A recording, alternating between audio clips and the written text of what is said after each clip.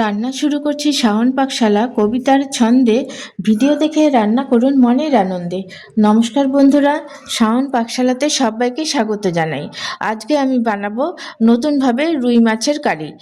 তার জন্য আমি রুই মাছের পেটি নিয়েছি, এই যে এরকম নিয়ে ভালো মতো ধুয়ে নিয়ে এরকম পিস করে কেটে নিয়েছি, সব কটাই তাই নিয়েছি। আপনারা যে কোনো বড় মাছ দিয়ে এই রান্নাটা করতে পারেন। নতুনভাবে রুই মাছের কারি করার জন্য আর যা যা ইনগ্রিডিয়েন্টস লাগছে সেটা হলো, আমি টমেটোটাকে এরকম বড় বড় পিস করে কেটে নিয়েছি। এখানে নিয়েছি লেবু অর্ধেক করে কেটে নিয়েছি। এখানে 4টে কাঁচা লঙ্কা নিয়েছি। পেঁয়াজটাকে এরকম পেঁয়াজের পাপড়িগুলো খুলে এরকম বড় বড় করে কেটে নিয়েছি। আর ক্যাপসিকামগুলোকেও এরকম বড় বড় করে কেটে নিয়েছি। এখানে নিয়েছি আদা, রসুন আর জিরা বাটা।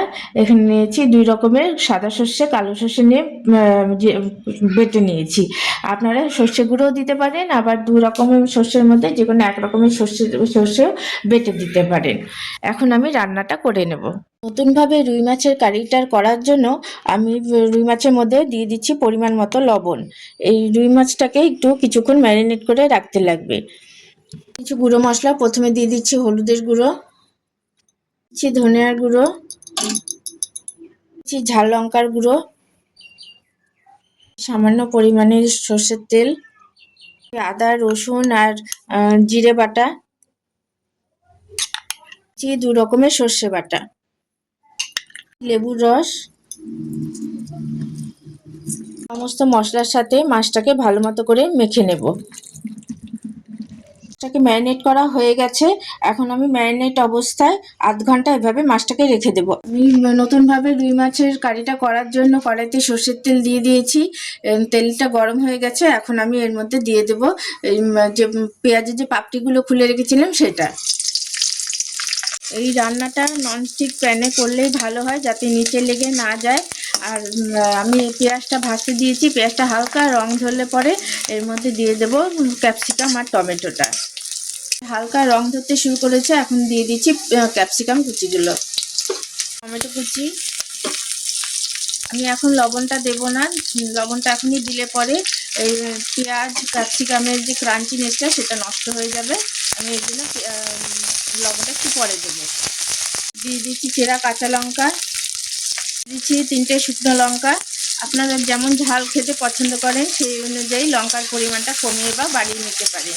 আমি আঁচটাকে মিডিয়ামে দিয়ে এগুলোকে একটু হালকা ফ্রাই করে নেব। কাশ্মীরি লঙ্কার গুঁড়ো, লঙ্কা গুঁড়োটার সাথে ভালো মতো করে পেঁয়াজ, ক্যাপসিকাম আর টমেটোটাকে ভালো করে মিশিয়ে নিয়েছি। এখন আমি মাছটাকে আধ ঘন্টা হয়ে গেছে। এখন আমি ম্যারিনেট করা মাছটাকে এর মধ্যে দিয়ে দেব। আঁচটাকে মিডিয়ামে রেখে ম্যারিনেট করা মাছটাকে এখন আমি দিয়ে দেবো।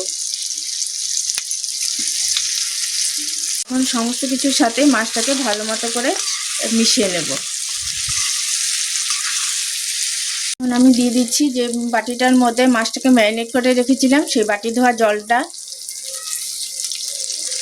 এখন দিয়ে দিচ্ছি পরিমাণ মতো লবণ। মাছটাকে ম্যারিনেট করার সময় তো লবণ দিয়েছিলাম, এই জন্য এখন মানে অল্প পরিমাণে লবণ দেব। মাছটার সাথে ভালো মতো করে মিশিয়ে নেব। আঁচটাকে মিডিয়ামে রেখেছি। এটা খেতে দুর্দান্ত লাগে। আমরা তো সচরাচর রুই মাছ ভাপা বা রুই মাছের এমনি পাতলা ঝোল এগুলোই খাই।